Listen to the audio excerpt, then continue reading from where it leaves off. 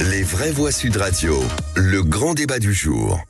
Aujourd'hui, la politique européenne, les décisions européennes pèsent lourdement sur notre politique migratoire. Est-ce qu'on construit une Europe puissante et une Europe puissance qui nous fait peser dans le monde face aux Chinois et aux Indiens et aux Américains? De plus en plus de pays au sein de l'Union européenne contestent son fonctionnement. Il y a des mouvements patriotes partout en Europe qui aujourd'hui sont leaders pour les élections européennes. Il y a des conséquences très directes du droit européen en matière de droit d'asile, notamment, mais même de regroupement familial et plus largement sur l'ensemble du continent. La liste RN de Jordan Bardella arriverait largement en tête aux élections européennes dans 6 mois. 30% des voix selon notre balise IFOP fiduciale pour Sud Radio, soit 11% de plus qu'aux dernières européennes. En 2019, l'addition RN Reconquête Debout la France donne un résultat de 40% des voix dans ce sondage. Donnerait en tout cas. Alors parlons vrai. Est-ce que la France n'a jamais été aussi à droite qu'aujourd'hui? Est-ce que vous comprenez que ces listes fassent 40% et que la droite historique, LR, culmine à 7,5%? Est-ce que pour vous, la gauche, les 4 partis de la NUPES représentent à eux 1,5% de moins que le Rassemblement national tout seul? Les Français veulent-ils une droite dure pour les élections européennes? Vous dites oui à 88%. Et Luc Rouban est avec nous, directeur de recherche CNRS au Centre de recherche politique de Sciences Po et auteur de ce livre « La vraie victoire du RN », décidément édité aux presses de Sciences Po. Bonsoir, merci d'être en direct sur Sud Radio. Philippe Bilger, cette balise en dit long. Oui, alors si j'aurais eu presque envie d'ajouter certains pans des Républicains, et notamment si François-Xavier Bellamy était enfin légitimé, il n'est pas très loin sur certains plans. Mais restons, je vous dis, c'est lui qui était sondé. Voilà, restons dans le trio que vous avez évoqué, qui entraîne tout de même sur l'Europe une droite extrême qui se retrouve à 40%. Il me semble que ce pourcentage considérable s'explique par 3 raisons. D'abord, ces 3 partis font une concession formelle à la révérence qu'il faut donner, paraît-il, à l'esprit européen. Et par ailleurs, et au contraire, ils veulent profondément modifier les instances européennes. Et dernier élément qui est le plus capital, c'est que ils sont les plus forts, les plus pugnaces dans la restauration d'un esprit national. Il me semble que ça explique, mais il y a vraisemblablement d'autres ressorts pour justifier ce pourcentage considérable. Elisabeth Lévy. Alors moi, je dirais 2 choses. Enfin, oui, je crois 2. La première, c'est que en fait, c'est un problème d'appellation. Je m'explique. Pourquoi un certain nombre de gens, au-delà même des questions européennes, se tournent vers ces partis? Parce qu'on leur a fait cadeau du réel, très largement. Je prends un exemple.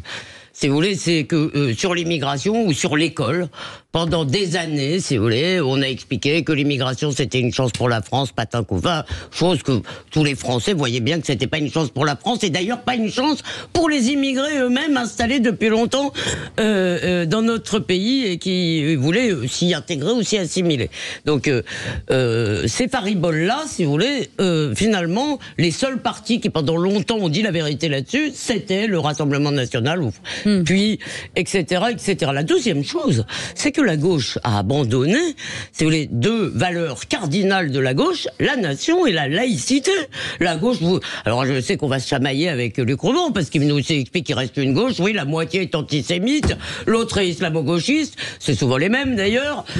Ils ont tout nié tous les problèmes qui aujourd'hui nous sautent à la figure pendant des années, ils se sont cachés derrière nos petits doigts, ils ont abandonné la question de l'islamisme au nom de faut pas stigmatiser, etc.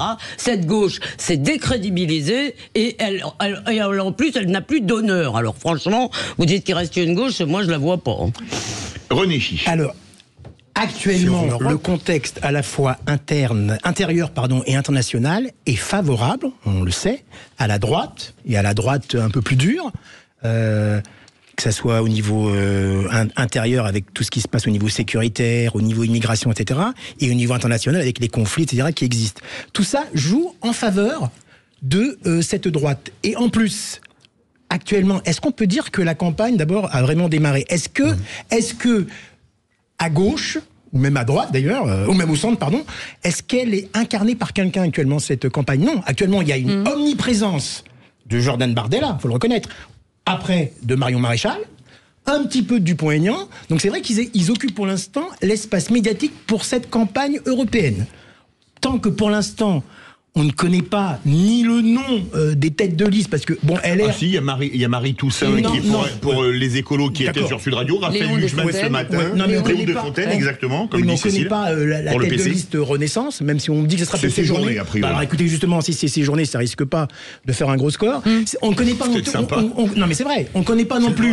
Il devrait évoluer. LR, ça sera peut-être Bellamy, d'accord. Oui. Non mais actuellement, ça joue dans l'esprit des électeurs de voir qui a un discours par rapport aux élections européennes. Actuellement, on voit effectivement que Bardella, Maréchal, gère de manière omniprésente, et Dupont-Aignan aussi. Luc Rouban, après cette partie... Ce tour de table. Bien écoutez, moi je pense que de toute façon... Alors, il faut déjà distinguer la situation française de la situation des autres pays européens, parce qu'on n'a pas les mêmes régimes politiques, on n'a pas la même situation historique ni les mêmes sociétés. Donc déjà, là, il faut quand même cadrer un peu le débat, parce que c'est vrai qu'en Europe, il y a une poussée, disons, des droites radicales ou extrême droite, mais avec des scénarios qui sont quand même assez différents, et ça s'intègre pas de la même façon qu'en France dans le paysage politique. Donc moi, si on se concentre sur la France, bon, c'est vrai qu'on n'a jamais connu une telle proportion d'électeurs prêts à voter pour le Rassemblement national ou pour l'ensemble des droites radicales ou des extrêmes droites. Enfin bon, je vais pas rentrer dans les débats de sémantique, mais enfin globalement, c'est tout à fait indéniable. C'est indéniable qu'il y a eu une explosion de la droite modérée comme de la gauche modérée, avec quand même une chose intéressante dans votre sondage IFOP. Je remarque que la liste socialiste fait 10%, alors que la liste LFI n'en fait que 7%. Donc, ce qui veut dire qu'il y a quand même une appétence, une attente de la part d'une partie de l'électorat de gauche, une gauche qui soit pas populiste, qui soit pas insurrectionnelle, et retrouver un peu le sens d'une gauche, disons, institutionnelle, classique, comme celle qui était représentée par le Parti socialiste. Donc là ça m'a paru intéressant à noter, parce que c'est vrai que bon, et c'est vrai aussi que LFI est en train n'émerge pas de la situation. Bon, donc voilà. Donc il y a éclatement des gauches, c'est vrai. Alors derrière tout ça, le problème, c'est qu'à mon avis, comment expliquer ces phénomènes? Alors ce sont des phénomènes complexes, mais globalement, il y a quand même deux contentieux. Il y a d'abord un contentieux, je dirais, social, globalement. C'est-à-dire, vous avez la France, alors je vais reprendre les termes de Raffarin, mais la France d'en bas commence à se rendre compte que la France d'en haut était dans le déni d'un certain nombre de problèmes de terrain, ou dans le déni, ou dans l'oubli, ou dans l'inconscience, ou dans le cynisme. En tous les cas, là, il y a un vrai problème, et on le voit bien, nous, on mesure au CIPOF avec le baromètre de la confiance politique, il y a un problème de confiance terrible c'est en France qu'on fait des analyses comparatives, et c'est en France que cette méfiance est la plus élevée. Ça, je le souligne, parce que c'est quand même important. Bon. Ensuite, deuxièmement, donc il y a un contentieux social global. Et puis ensuite, deuxièmement, il y a quand même cette question des valeurs qui revient au premier plan. Parce que la question des religions, la question de la laïcité sont des questions de valeurs. Donc il y a un désir de politique. Il y a un désir de retrouver, alors à travers la souveraineté, à travers la citoyenneté, un vrai débat. Or, ce débat politique échappe en ce moment en permanence aux électeurs, parce que dans le fond, la position du gouvernement et du macronisme, c'est de dire, et ce qui n'est pas faux non plus, il faut trouver des solutions efficaces, donc il faut gérer.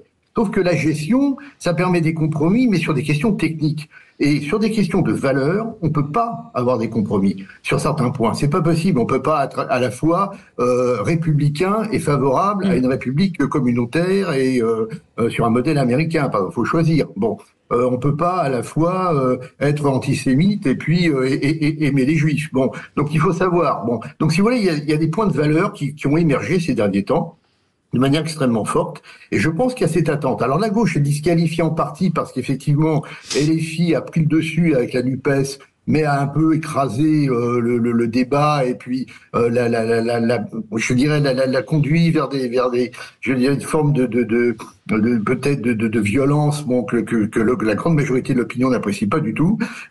Et c'est vrai que le Rassemblement national repose des questions de fond des questions politiques qui semblent qui semblent toujours être Luc Rouban, les vraies voix veulent vous poser des questions. Philippe Bilger. Luc Rouban, si j'ai bien saisi votre propos, vous signifiez que en réalité les élections européennes vont être un moyen pour le citoyen français de déverser une parole qu'on lui a pas permis de libérer sur le plan national. Est-ce que je me trompe? Et en ce sens-là, elles seront probablement un succès, non? Mais tout à fait, non, je pense que vous avez tout à fait raison. Là, c'est une échéance politique et tout le monde attend les résultats pour en faire une lecture politique interne. C'est évident. C'est évidemment à partir de là qu'on s'est élaboré les stratégies, même si c'est précoce, pour la prochaine présidentielle.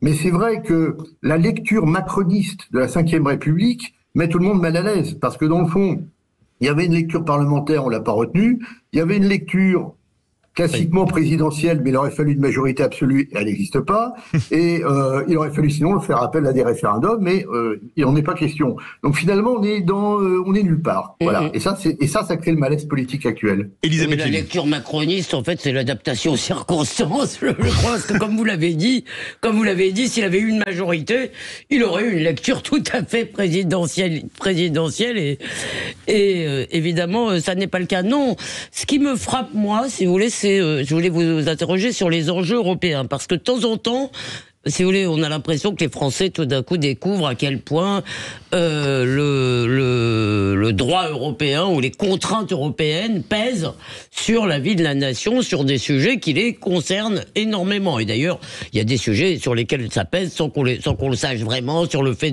qu'on n'ait pas le droit d'aider nos entreprises, ça pèse aussi évidemment sur ces sujets-là.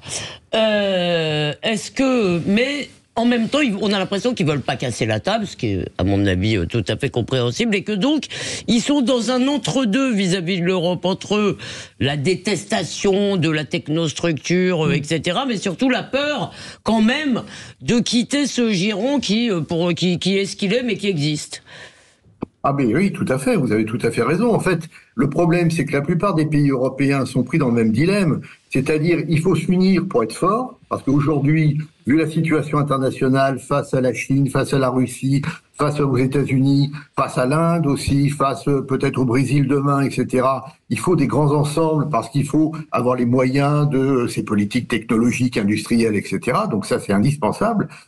Mais en même temps, on sait très bien, et là, je suis macroniste par défaut, en même temps, on sait très bien que c'est une façon de diluer les identités nationales. Et là, le problème, c'est qu'il n'y a pas d'identité européenne, parce qu'on a une histoire qui est nationale et qui est fragmentée et qu'on connaît bien.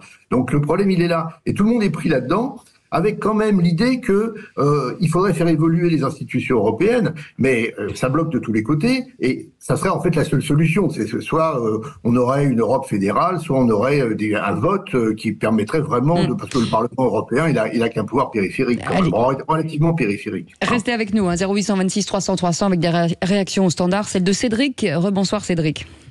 Alors bonsoir tout le monde, mais dis donc ça parle bien fort. Moi je suis certain d'une chose, c'est que effectivement la droite populaire, pour ne pas dire l'extrême droite, parce qu'il n'y a pas d'extrême droite pour moi, je dis plutôt une droite populaire va faire débat, parce qu'en fait tout le monde veut qu'il y ait un énorme changement. On veut récupérer nos parties frontalières et il y aura que ça effectivement qui fera avancer les choses. On se retrouve dans une situation où en fait on ouvre un œil, mais on veut pas ouvrir les deux. Le peuple commence à ouvrir les yeux. On regarde simplement ce qui s'est passé il n'y a pas si longtemps que ça, ne serait-ce qu'en Hongrie. On regarde ce qui s'est passé il y a quelques semaines de ça aux Pays-Bas. Effectivement, les gens veulent quelque chose pour qu'on serve nous à quelque chose en tant que peuple.